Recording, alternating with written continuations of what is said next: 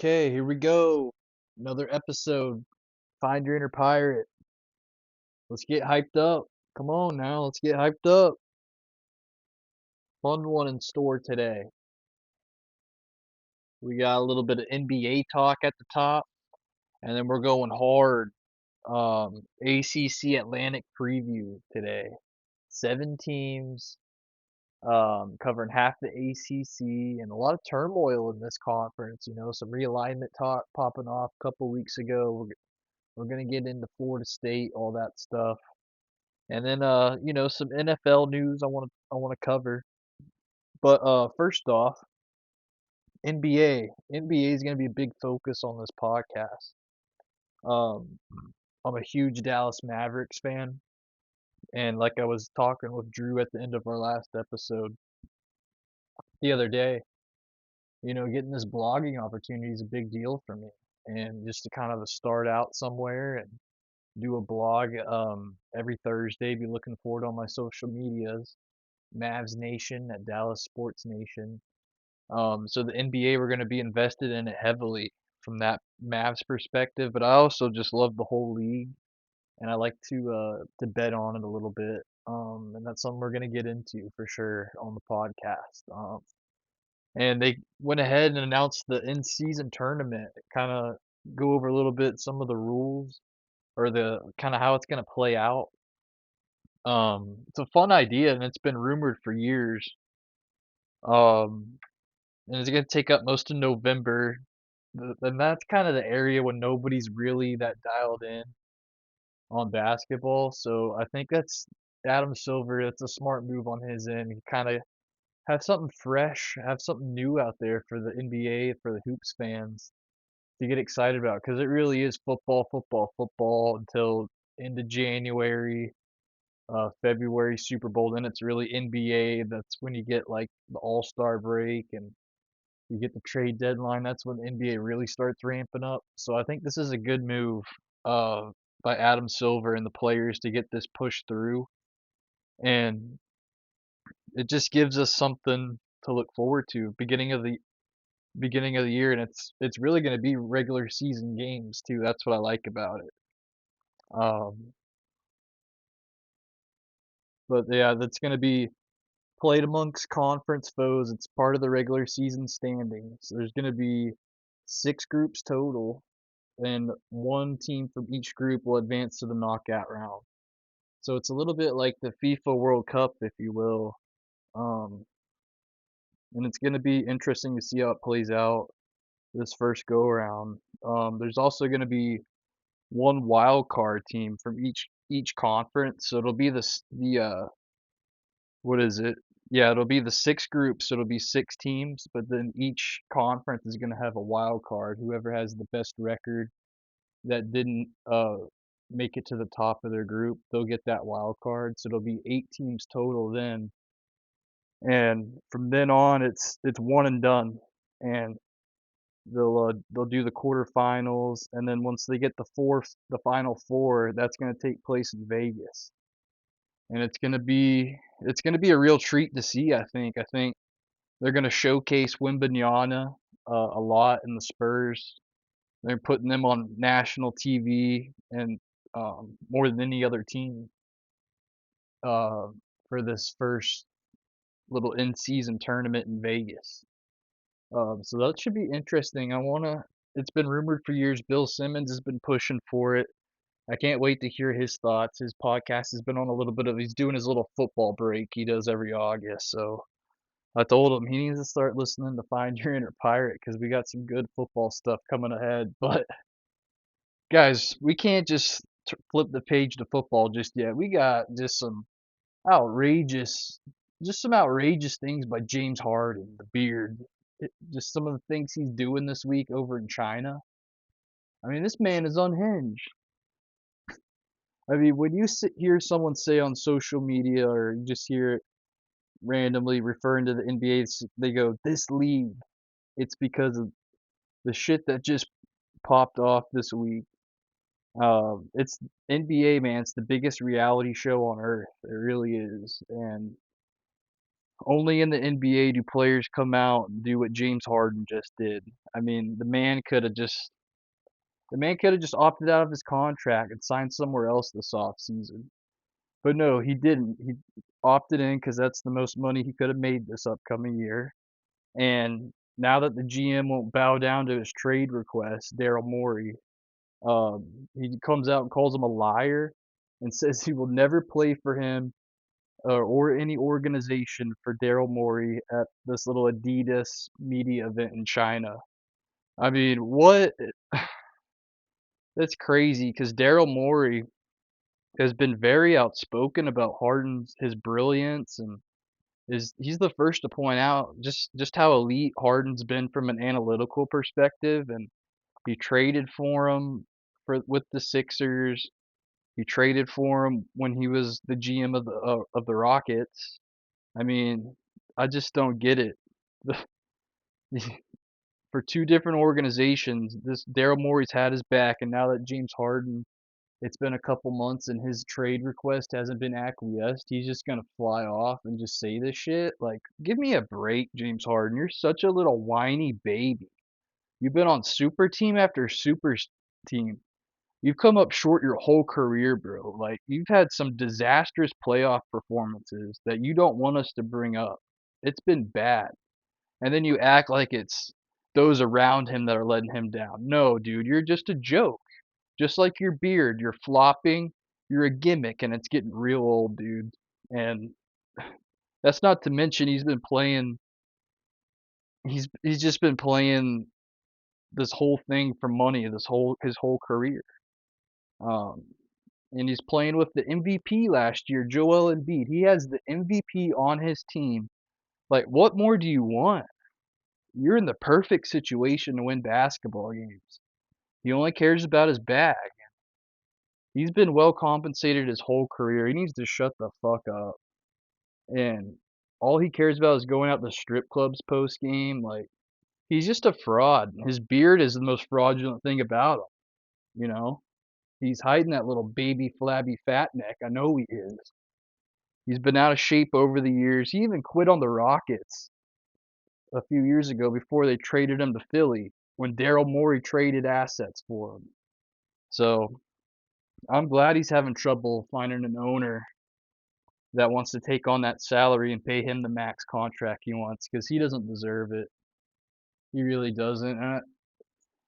And I'm a guy that like I am kind of for the players. I don't root for the owners, but James Harden, just a different case altogether. He's just such a little brat, little baby back bitch.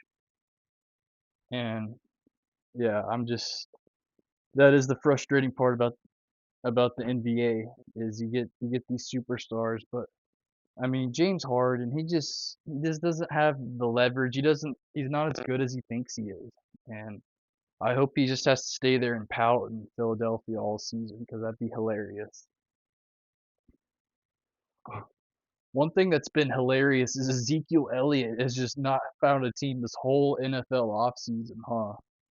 Well, he finally gets his wish. 1 year, up to $6 million with the Pats, going to New England. I guess Stephen Jones talked him up to Bill Belichick, and Mac Jones wined and dined him. So good for Zeke, but New England, it's going to be a total change of pace from that country club Cowboys atmosphere he's been in. And Ohio State too. This guy's been spoiled, so it's going to be a little bit of a wake-up call for him, I think. And I hope he doesn't take any carries away from my boy Ramondre. He better not. I think Zeke could potentially steal some touchdown, and it should be a really nice 1-2 punch. But I think Zeke's gonna steal some touchdowns and be some short yardage. Bill O'Brien has had success at Alabama and the Texans using two running backs, so I think there'll be enough to go around for the both of them. But it is a little frustrating because Porter and I talked about Ramondre and how high we are. Well, from a fantasy perspective, you do have to bump him down just a couple spots, I think. After, because you're not just gonna sign Zeke Elliott and let him ride the bench. He's gonna get 5 to 10 carries probably every game, so that's something you got to factor in. Um, Another veteran running back getting a deal, Dalvin Cook to the Jets, and this is what Rodgers wanted. This is why he took a pay cut because when you take when you go out and Rodgers has the mega contract he does, and he takes a little bit of a pay cut, he restructures. He wanted Dalvin Cook. He wanted some of his guys, Lazard, Cobb. He wanted his guys in there, and good for Rodgers using his leverage.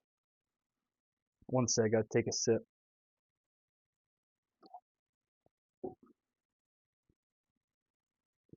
But yeah, with Cook to the Jets, it's just I think Cook is gonna be the lead back. I think they're gonna ease Breece Hall in. He was just activated today also, and he's back in action off the torn ACL. But I do think, from a fantasy perspective, this is a little bit of tough news for Breece Hall. I know I've drafted him a couple of times already, um, but it is a good move for my Jets 9-1 bet to win the AFC.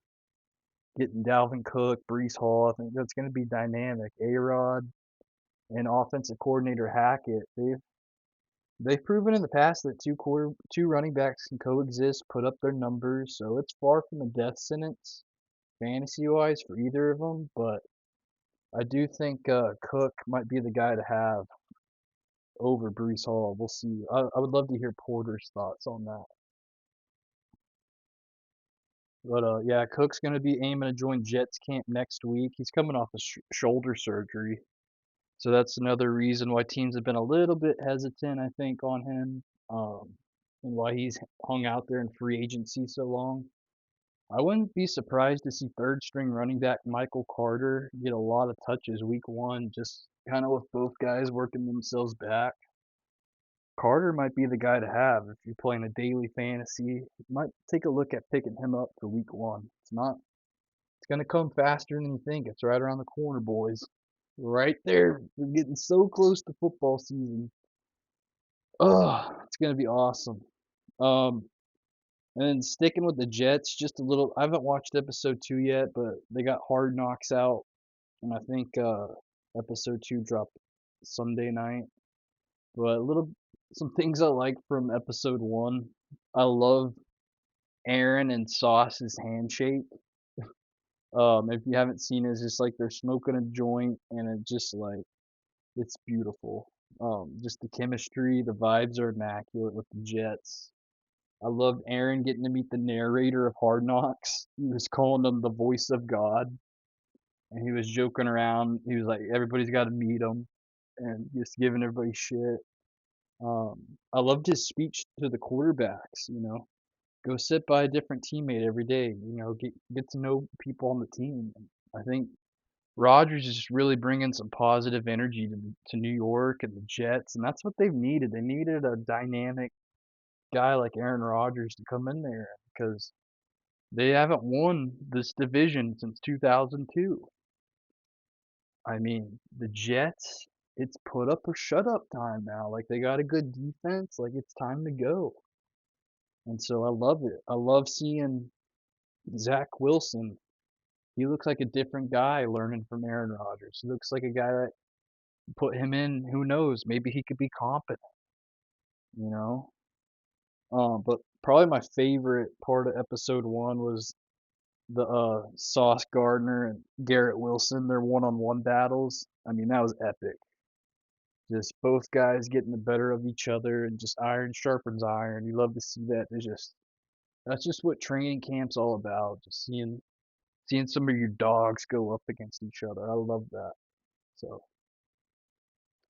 that's gonna do it for NFL talk. Um, Now let's just jump in ACC Atlantic preview, baby.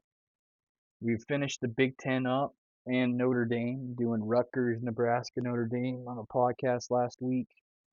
We're gonna move to the ACC this week. Next week we'll do SEC, and then final week, right before the season starts, we'll do Big 12. So ACC Atlantic, we got Clemson. They're the favorites to win the ACC. just a little bit above plus money, plus 105. Um, the sky is not falling for Clemson. Everyone's trying to write them off after failing to reach the college football playoff the last 2 years, but I'm here to tell you it's not all doom and gloom for the Tigers this year. Dabo Sweeney is still one of the greats, and they're recruiting just fine. They're going to be okay. Um, and offensively, there was a lot of disappointment last year.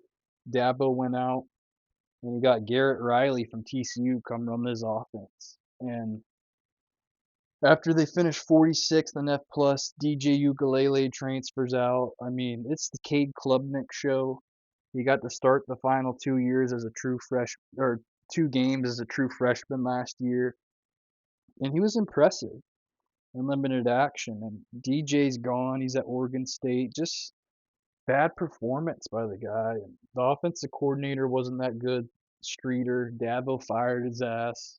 Got got Lincoln's little brother in there. We'll see how it goes. But yeah, they got a stud running back, Will Shipley. Got to shout him out. He's back, and that should give Cade Klubnik, the young signal caller, a nice little safety blanket. Um, and the O line's returning 4 starters, so you got to be happy about that.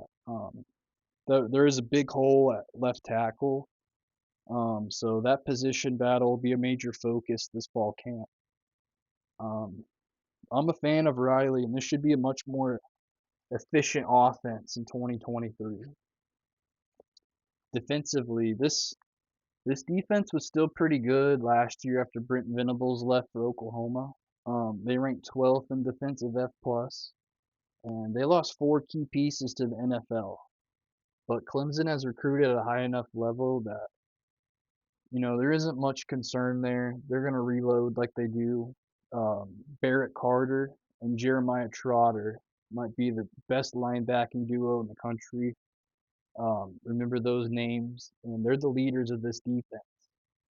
And the secondary was a weakness last year. They got thrown on a lot. I remember that NC State game. Just some bad performances by their secondary. Um, and I'm sure Dabo's made pass defense an area of focus this offseason. He should. But with Clemson, anything short of a playoff berth will be a disappointment. I mean, can Dabo continue to win at this elite level without taking the transfer portal seriously?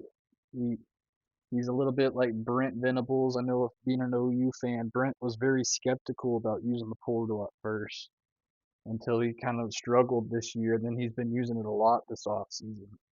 Well, Dabo still is kind of headstrong on about the transfer portal. He doesn't like it, and he was one of the guys saying if they paid players, he'd look for a new job. Dabo does kind of talk out of both sides of his ass, and he's a used car salesman, a little bit like James Franklin. He just uses God a little bit more. I kind of think that throws people off his stench um, with Dabo. But anyways, if they miss the playoff for the 3rd year in a row after hiring Riley, I mean the blame's gonna squarely be on Dabo Sweeney. There's nowhere else to put it on. No one else to put blame on. It's gonna be squarely on him. So interesting year for Clemson. We got Florida State, a big hype team this offseason. My Sooners almost beat them in the bowl game last year, and that kind of makes me feel good about OU because I do have some respect for Florida State, and they might be my pick to win this conference. Plus 175. They've slowly made progress under Coach Mike Norvell. Um, he led the Seminoles to their first 10-win season since 2016. A lot of talent is back, and the Seminoles, they're a trendy pick to make the playoff. Like I was saying, a lot of hype. They got a tricky opener versus LSU and Orlando. Should give us a real good feel for how good FSU can be. If you'll remember, they won that crazy game at LSU, wild comeback, down there in the Sugar Bowl, or where the Saints play. That was Labor Day night. that Sunday night. So that was a crazy game, and Florida State kind of used that to propel them last year, and we'll see how it goes this year. They got 8 starters back on offense, and this unit ranked 15th in F plus offensively a year ago. So pretty good right there. And I'm very high on returning quarterback Jordan Travis. He's a playmaker, and he's a ton of fun to watch, and should be mentioned as a real contender for the Heisman.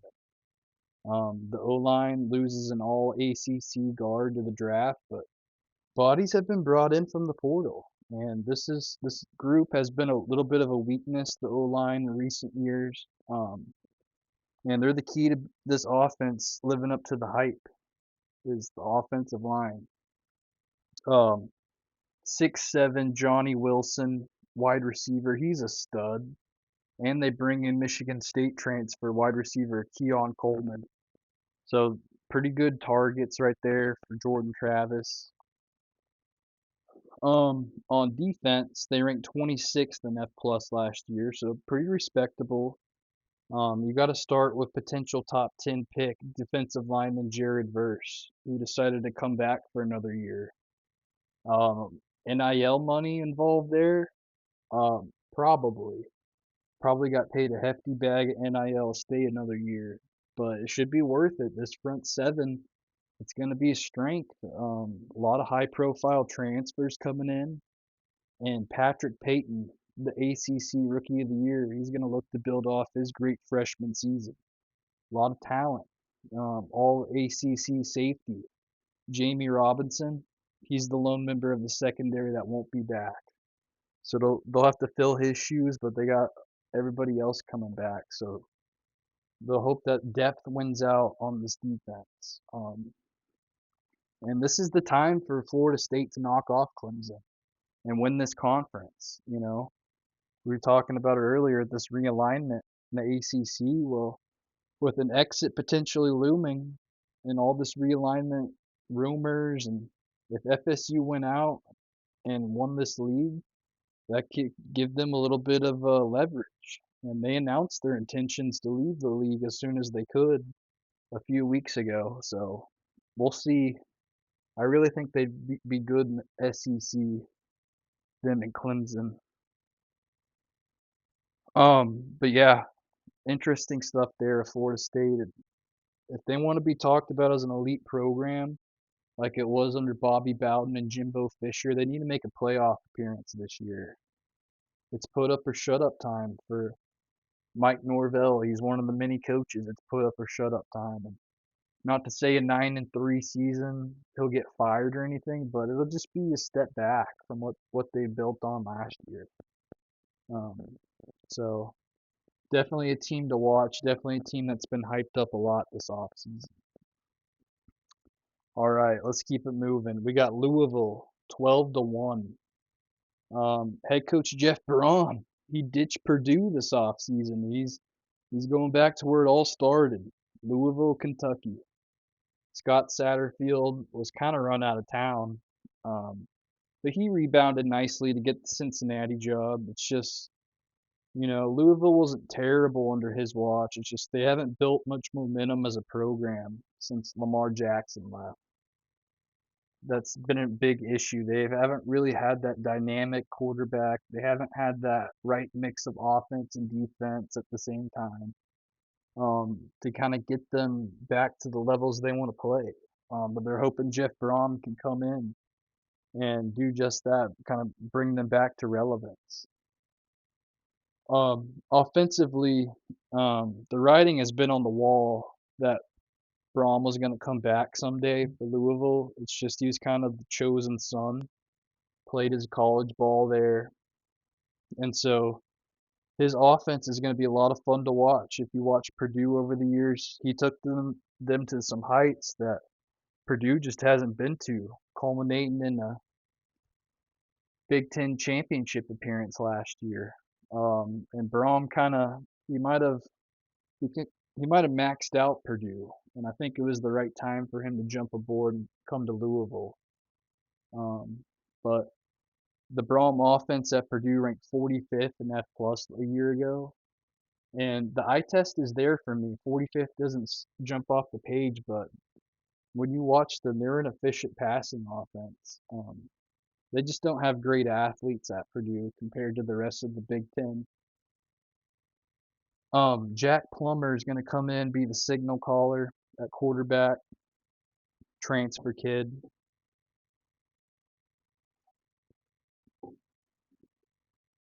Um, the wide receiver room is almost entirely transfers. Brom likes to utilize the tight end, and they have a big time freshman coming in, Jamari Johnson. That could be the guy in this offense. Watch out for him. Don't sleep on a true freshman. This O line, the running game, they're bringing back some solid experience. Running back Jawar Jordan, he could be a star in this offense. And the backup, Maurice Turner, he's nice too. So this is an offense that I think is going to be pretty efficient. Defensively, the scheme's going to be changing to a 4-2-5 with defensive coordinator Ron English coming over. Um, his defense at Purdue ranked 51st in F plus a year ago. And this was a Cardinals defense that was super disruptive.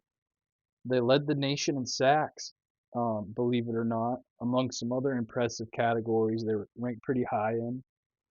And expectations are still going to be high despite the main pass rushers kind of going their own ways. They don't have those guys that were responsible for leading the country in sacks. They're not all there, but they do have Ashton Gillette.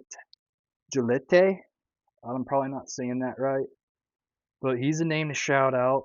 He'll be in the backfield a lot this year. They're gonna have to replace their three snap leaders at linebacker, and the secondary needed to add some transfer bodies with the change in scheme. So overall, an easy schedule. They got a nice break with all the newness. Give them some good adjustment period for the players and coaches.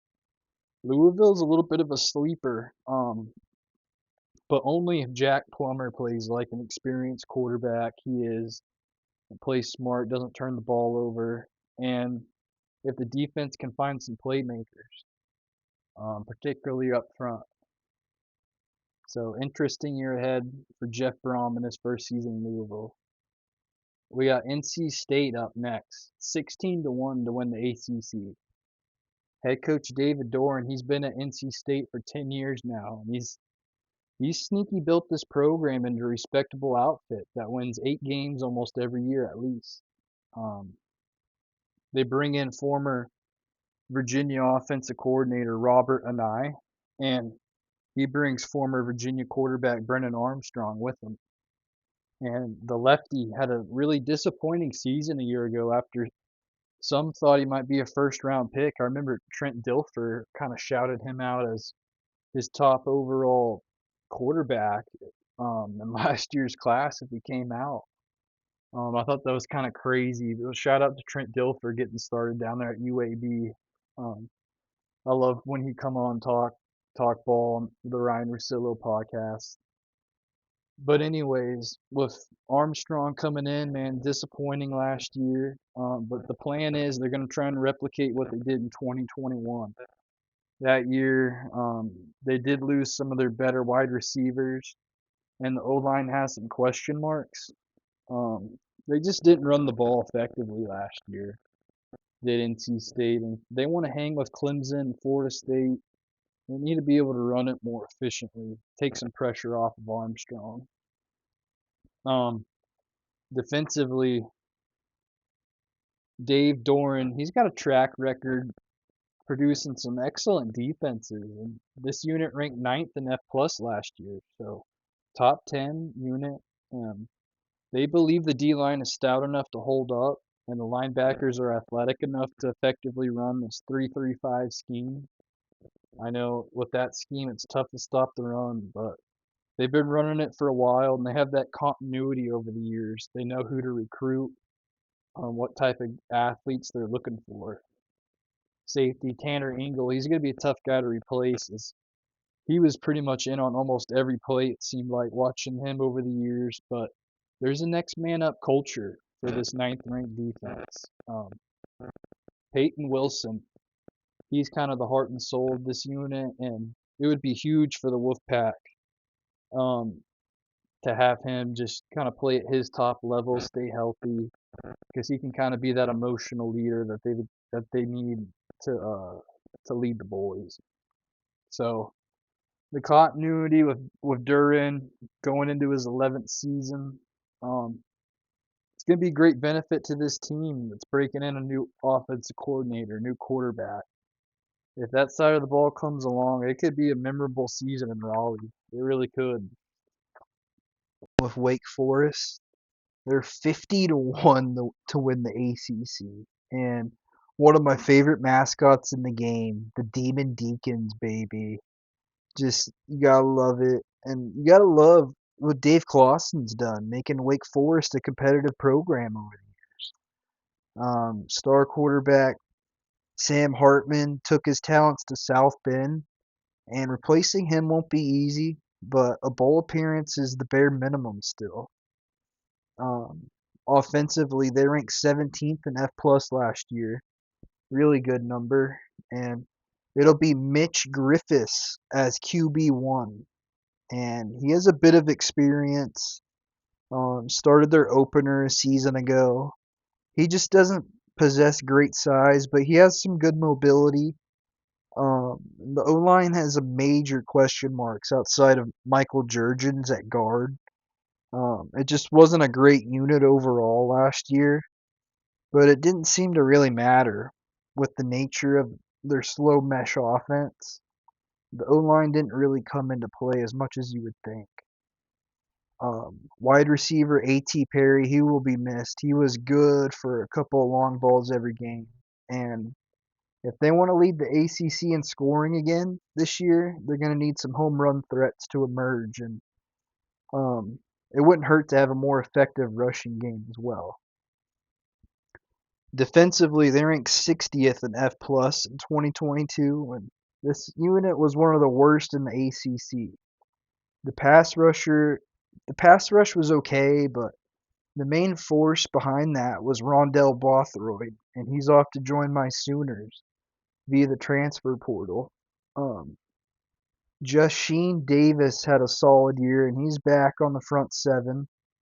Overall, this D line has a lot of question marks. Folks around the program are high on transfer linebacker Jacob Roberts, and Chase Jones should be a nice running mate for him on the second level. Cornerback 2 seems like a sore spot, and somebody needs to step up and claim that spot in fall camp.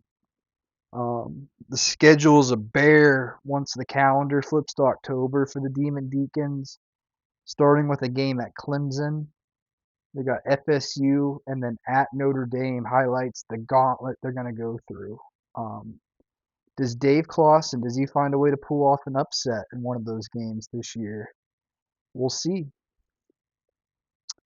Syracuse, 66 to 1 to win the ACC. Let me tell you something. It won't happen. You can bet all the money you want on that. That's the dumbest bet ever. They have no chance of winning this conference. I'm sorry. But it just hasn't been pretty since Dino Babers' 10-win season in 2018. The Orange, they're sometimes frisky at home inside that dome, just randomly. I think they beat Clemson one time on like a Thursday night, but this is usually a rollover team. They did get to a bowl game last year, and they do bring back quarterback Garrett Schrader, but losing big time running back Sean Tucker is going to be a blow. They ranked 64th in F plus offensively last year. The O line has been a major question mark over the years, and they're banking on transfer linemen, and that just isn't the ideal world you want to live in. I've talked about it. Just you do not want to bank on transfer O linemen. Sean Tucker was a great talent, but even he probably feels he could have done more with some better blocking last year. Schrader isn't afraid to take off and run. Maybe he'll do more of that with Tucker out. I just expect him to take a step forward in the passing game, where he was solid last year. But there's just a lot of unproven bodies in the wide receiver room. He's gonna have to get on the same page with these guys, you know. Tight end Orondre Gadsden, he was the leading receiver and he's back. So it's kind of a tight end, run the ball offense. We'll see how that plays out. Probably not gonna be too efficient. Defensively, longtime respected defensive coordinator Rocky Long comes in from San Diego State, and he's going to bring in his patented 3-3-5 scheme with him. Luckily for the linebacking room, that could be a real strength, and it will need to be for this scheme to work. The two starting cornerbacks, they're off to bigger schools in the portal, so finding that right mix in the secondary will be key. The safeties seem to be bright spots, but in a 3-3-5 scheme, they just need a lot of able bodies. They need a lot of depth in that secondary. So there's just a lot of new here, and I'm not sure Syracuse has the bodies to compete as the season goes on. That's been a big issue for them over the years. It's just when the longer the season goes, the worse Syracuse gets, it seems like. And two new coordinators, I just don't see them getting to a bowl game this year. Might take a look at betting their under season win totals under 6. Um, but yeah, that's not even the worst of it. You got Boston College here, last team in the Atlantic, 100-1 to win the conference. And BC, they disappointed a lot of gamblers, a lot of college football analysts in 2022 with a 3-9 record. I mean, my gosh, it was just a season from hell. Jeff Hafley was a very popular up and coming coach, but last year he just lost his inner pirate and was a total disaster. A soft schedule is just what the doctor ordered for this team in 2023, though, trying to shake off that nightmare season. And a bowl appearance would signal Hafley is still the man for the job. So we'll see if he can get the troops in order here. Offensively, what a shit show. They ranked 111th in F plus a season ago. You have to think the only way is up. Quarterback Emmett Moorhead is taking over after he came in to replace Phil Yurkovich. He had some solid performances, he even threw for 330 yards in the upset win versus NC State. Um, but he's going to need to do a better job limiting turnovers. You know, the O line was a joke last year, ranked 126th in sacks allowed. I mean, what could go wrong did go wrong. But there's some optimism that can be better in 2023 with some added depth. You got stud wide receiver Zay Flowers. He's going to be hard to replace. First round pick of the Ravens. But they're excited about the UCF transfer Ryan O'Keefe. And I expect this offense to be better than last year. It's just a question of how much better. Defensively, they rank 70th in F plus. This unit wasn't much better than their offense. The D line picked up a Michigan transfer, and edge player Donovan Izira. No idea how to say that. Izira. Anyways, he was an all ACC selection last year, and there's some talent up front. Elijah Jones, he leads the secondary. He's a dog. He had a really nice year last year. 13 pass deflections. You got safety transfer from Arkansas, Kahari Johnson. He brings some solid SEC experience, but I'm just not sold on this pass defense outside of Jones. The linebacking room is solid. They got a ton of returning experience. And Hafley's scheme is dependent on good linebacking play. Um, with Boston College, though, this year, it's all about coming out of the gate strong. Non-conference, they got to go 4-0. Army and UConn could be trip ups, but if not, Boston College should go into conference play with some confidence. And Hafley desperately needs a bowl appearance this year. He really needs that. And the ACC Atlantic, there you have it. Interesting conference. You know, who knows how many more years we're gonna get to keep doing these ACC previews. This might be the last one. Who knows if lawyers can find a way out of their grant of rights deal that has them locked into 2037 apparently. Until the lawyers can find an out, man, these teams are not happy playing in the ACC. It's a basketball conference, and I'm just not surprised that it's looking like it may not survive for the long haul. We'll see how it goes, but there's just some shit teams in this in this conference, football wise. I'm sorry, but there is just some shit teams. And I've always thought that. I've always thought Clemson had the easiest path to the playoff over everybody. Like, give me a break saying OU in the Big 12 was easy. It wasn't. It never was. When even the years, as many years as OU's won it, it's never been easy winning it. So the ACC, a little bit like the Big Ten, like I was doing last week and week before. I just think it's a little bit overrated. So I am kind of happy to see some new life and some new. I think this realignment's gonna be interesting for sure. But yeah, that's Find Your Inner Pirate for today. Peace out, guys.